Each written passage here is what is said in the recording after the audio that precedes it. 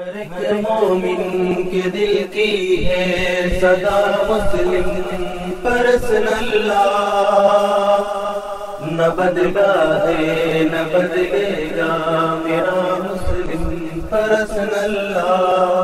ये एक supreme court का ऑब्जर्वेशन हमारे मुल्क के लिए भी और मुल्क की जो सियासत इस वक्त मीडिया के जरिए से फैलाई जा रही है उसको मद्देनजर रखते हुए एक अच्छा ऑब्जर्वेशन था कि जो बातचीत की जाए वो रिकॉर्डिंग उसकी ना हो और वो गुप्त हो। नहीं, रिकॉर्डिंग उसकी तो कहीं हो नहीं रही, लेकिन जो चेयरमैन और 2 मेंबर्स वो उसको कर रहे हैं, लेकिन बाकी पार्टीज से को भी है, सुप्रीम कोर्ट का आर्डर भी है और उस कमेटी का भी आर्डर है कि मीडिएशन से मुताल्लिक कोई भी बात ना हो, जो अंदर कही जाए उसका कोई बाहर जिक्र ना है। मतलब मीडिया से और आम पब्लिक से उस बातचीत को दूर रखें। किसी से नहीं, हम अपने लोगों से भी ना बताएं उसे। नहीं, ये जाहिर है कि मसला हल भी होना चाहिए और अगर हल होता है तो हिंदुस्तान के लिए भी एक अच्छी खुशाइन बात होगी। एक इल्ज़ाम जिलानी साहब, हमने पिछली गुफ्तगू में भी इस बात पर रोशनी डाली थी और आपने तफसील से इसको बताया था कि एक इल्ज़ाम जो बार बार और इस मुद्दे को आस्था के नाम पर, अकीदत के नाम पर और यूं कहा जाए कि मेजॉरिटी की बुनियादों और मेजॉरिटी के जज्बात के साथ जोड़कर हमेशा से देखा गया है और इस वक्त एक सोची समझी साजिश के तहत इसको एक आस्था का मुद्दा या अकीदे का मुद्दा बनाकर एक तरीके की डाइवर्जन की पॉलिसी या डाइवर्जन की राजनीति की कोशिश इस मुल्क में की जा रही है। तो आपसे हमारा ये सवाल है कि इस मुद्दे को जितना आस्था का मुद्दा बनाया जा रहा है या अकीदत के मुद्दा बनाया जा रहा है, कितना दुरुस्त है? देखिए, ये जो प्रोपेगेंडा आस्था वाला हुआ है ये सबसे ज़्यादा इस 2004 के बाद हुआ है, क्योंकि इस वक्त की मौजूदा जो मरकज़ी सरकार है उसके एजेंडे में शामिल था और इससे उनको वोट्स के पोलराइजेशन में काफ़ी मदद मिलती है। हाई कोर्ट में ये बहस हुई थी, हमारी तरफ से जो बहस की गई थी उसका खुलासा ये कि बाबर के ज़माने में मस्जिद की तामीर हुई।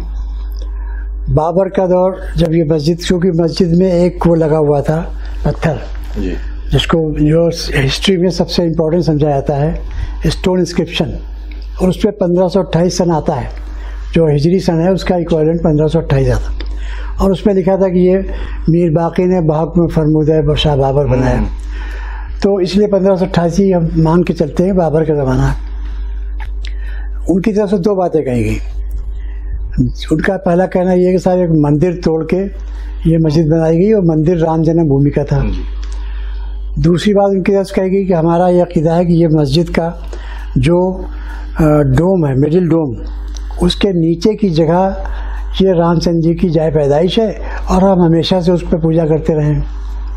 जहाँ तक पहली बात है, सारे गवाहों से ये बात ज़्यादातर गवाहों से पूछी गई जो मुकदमे पेश हुए थे कि भाई ये बताइए कि सोमनाथ का मंदिर हिंदू धर्म के लिए ज़्यादा इम्पोर्टेंट है या रामचंद्र जी का मंदिर? सब ने कहा नहीं साहब, राम जन्मभूमि मंदिर ज़्यादा इम्पोर्टेंट है।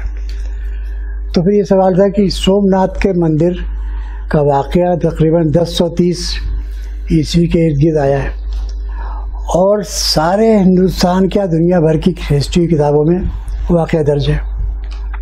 किसने गिराया, कैसे गिराया, कैसे डैमेज किया, उसके पूरे डिटेल्स और उसके गिराने वालों के खिलाफ तो फिर 500 साल के बाद 1528 में अगर कोई राम का मंदिर, रामचंद्र जी का जन्मभूमि मंदिर गिराया गया होता तो हिस्ट्री किताबें खामोश क्यों थी? इसका कोई जवाब किसी पास नहीं। इसका जवाब सिर्फ यही है कि चूँकि ऐसा कोई वाक़या हुआ ही नहीं तो हिस्टोरियन कहाँ से लिख देते?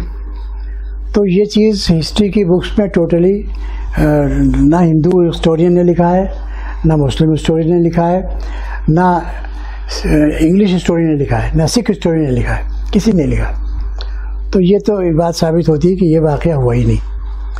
दूसरी बात जो होती है कि आप रामचंद्र जी यहाँ पैदा हुए थे, तो उस पर हमने जो पूछा जब गवाहों से कि भाई रामचंद्र जी कितना दिन पहले पैदा हुए, तो गवाहों के जवाबात, किसी ने कहा कि 9 लाख साल पहले, किसी ने कहा 12 लाख साल पहले, किसी ने कहा 15 लाख साल पहले और किसी ने कहा कि 1,50,00,000 साल पहले।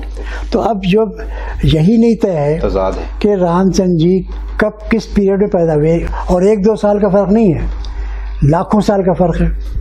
तो इसका मतलब ये हुआ कि ये चीज़ सिर्फ इमेजिनेशन पर मबनी हो सकती है। बिल्कुल। किसी किताब में सबसे ज़्यादा मुस्तरद किताब जो इस सिलसिले में मिलती है वो वाल्मीकि की रामायण है। कहा जाता है वाल्मीकि कंटेम्प्रेरी थे रामचंद्र जी के, मगर हिस्टोरियंस ने उसको 2000 साल पुरानी किताब माना है। तो 2000 साल पुरानी किताब अगर है तो सबसे ज़्यादा मुस्तरद किताब वही, उसमें भी कोई पीरियड नहीं है दर्ज है। उसके बाद गोस्वामी तुलसीदास जी पैदा हुए थे जिन्होंने रामचरितमानस लिखी। पिछले 500 सालों की सबसे ज़्यादा मुस्तरद किताब रामचंद्र जी पर वो मानी जाती है, जो अवधी और हिंदी में है, तो उसमें भी कोई पीरियड दर्ज नहीं। तो एक जज साहब ने तो ये लिख दिया है कि भाई रामचंद्र जी कब पैदा हुए थे, कहाँ पैदा हुए थे, इसको हिस्टोरिकली प्रूव करना मुमकिन नहीं, क्योंकि इतने लाखों साल पहले का वाक़या है। मगर चूँकि हिंदुओं की आस्था ये रही है कि रामचंद्र जी यहाँ पैदा हुए थे, इसलिए हम इसको मानते हैं। तो अब सवाल ये है कि आस्था क्या है। सही बात। जो कॉमन पार्लेंस में समझा जाता है और लीगल में भी, कि उस आस्था या कस्टम को लीगल वैल्यू हासिल होती है जो टाइम्स इमेमोरियल से चला रहा हो, इसका मतलब कम से कम सैकड़ों साल से राइज हो।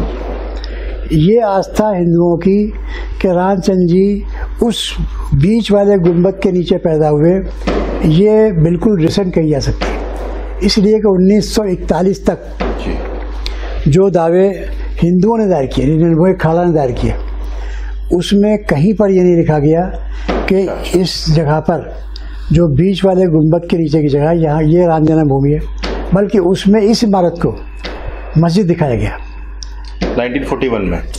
ये शुरू होता है 1885 से। अच्छा, 1885। ये मुख्तलिफ कागजात दाखिल हुए हैं कोर्ट में 1860 से लेके और 1941 तक के हैं, लेकिन इसमें 1885 में खुद एक दावा किया निर्मोही अखाड़ा के महंत ने, और उसमें उसको कहा ये बगल में जो मस्जिद।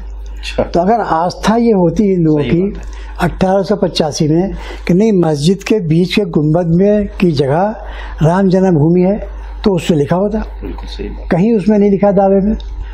खुद डिस्ट्रिक्ट जज, ऐसा दावा खारिज हो गया, उसकी अपील हुई, डिस्ट्रिक्ट जज वहाँ गया मुआयना करने, उसने भी कहा कि ये चबूतरा जो है ये place of birth of Lord drama है। चबूतरा मस्जिद नहीं, मस्जिद के बाहरी चबूतरा, बाहरी शहर में चबूतरा है। तो अगर आस्था ये होती तो डिस्ट्रिक्ट से कोई तो कहता, डिस्ट्रिक्ट जज के ऊपर तो कोई कंट्रोल होता नहीं है, और वो मौके पर गया है तो कोई कहता साहब हमारी वो जगह देखिए मुसलमान कब्जा किए हुए हैं मस्जिद के नीचे, वहाँ हमारे असल जगह राम जन्मभूमि की वो है, कोई तस्करा नहीं। तो उसके बाद फिर सेकेंड अपील हो गई। उसके अलावा देखिए आस्था तो सबकी, सारे हिंदुओं की होना चाहिए ना। आप देखें कि पिछले 200 साल में, यानी ये चल रहा है 2020, तो 1820 से आप ले लीजिए या 1800 से ले लीजिए, हिंदू धर्म के मानने वाले पढ़े लिखे स्कॉलर कितने बड़े बड़े लोग गुजरे।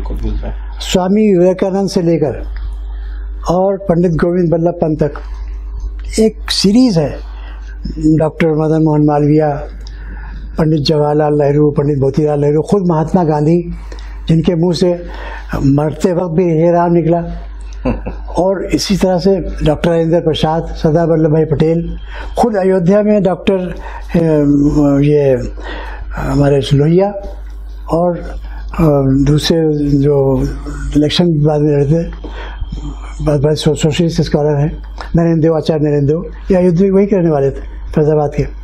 तो किसी ने भी नहीं तो कहा होता है RSS 1925 में कायम हुई थी, RSS के कोई सरसंचालक गए होते वहाँ, साहब वहाँ राम जन्मभूमि पूजा करने जा रहे हैं, बाद में पूछा गया है, कोई नहीं गया है। आखिर रामचंद्र जी की जाए पैदाइश जहाँ हो और हिंदू धर्म का जाहिर सबसे इम्पोर्टेंट जगह होगी, तो वहाँ ना RSS से कोई आदमी गया, ना विश्व हिंदू परिषद के लोग गए।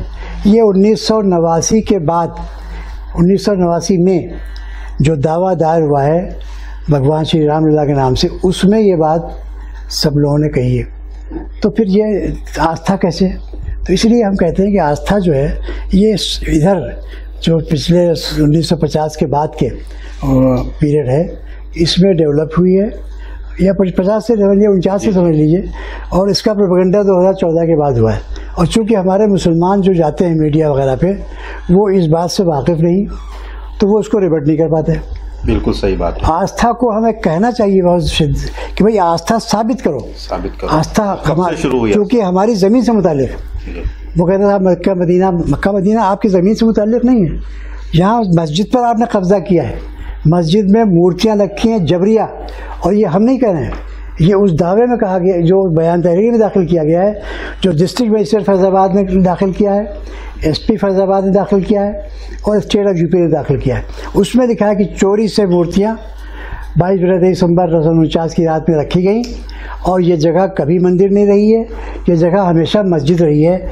ये 1950 के डॉक्यूमेंट जो हैं सरकार के हैं, और सरकार का उस वक्त चीफ मिनिस्टर था गोविंद बल्लभ पंत, कोई मामूली आदमी नहीं था।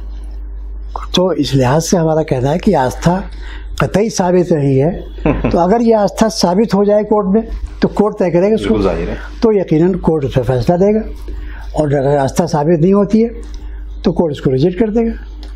नहीं, ये बात बिल्कुल सही है कि आस्था के बारे में जो आपने तफसील बताई कि साहब बड़ी बड़ी शख्सियात इस मुल्क में गुजरी हैं, और जब आपने कहा कि साहब लोगों से सवाल किया गया कि श्री राम की पैदाइश का क्या वक्त है, तो मुख्तलिफ अक़वाल मिले, किसी ने 1 करोड़ साल पहले, किसी ने 9 लाख, किसी ने 15 लाख साल पहले। और बड़ी शख्सियात, ख़ासतौर पे जिन लोगों ने इस एजेंडे को उठाया है, RSS के लोग, वो लोग भी वहाँ पर इबादत करने नहीं गए। और 1885 से लेके 41 तक कोई जो क्लेम था वो असल था मस्जिद के चबूतरे पर, ना कि मंदिर में। तो आस्था को मुद्दा बनाना जाहिर है कि एक पॉलिटिकल स्टंट है, एक चुनावी स्टंट है कि तमाम हिंदू, इस मुल्क का जो हिंदू हैं, उनको मुसलमानों के खिलाफ भड़का कर अपनी एक वोट बैंक की पॉलिसी और वोट बैंक की राजनीति को हासिल किया जाए। ये आपने बहुत वाज़ेह तरीके से नाजरीन को बताया, और मैं समझता हूँ कि जो लोग देख रहे हैं, जो सवालात आमतौर पर मीडिया के ज़रिए से हम तक नहीं पहुँच पाते हैं, या जो कन्फ्यूज़न लोगों के दिलों में, जहनों में रहती है, उसको लेकर आज जिलानी साहब ने बड़ी लंबी आस्था पर जो गुफ्तगू आपके सामने पेश की है, उससे आप बहुत सारी चीज़ें समझ गए होंगे। हर एक मोमिन के दिल की है सदा मुस्लिम पर्सनल्लाह, न बदला है न बदलेगा मेरा मुस्लिम पर्सनल्लाह। हर एक मोमिन के दिल की है सदा मुस्लिम पर्सनल्लाह,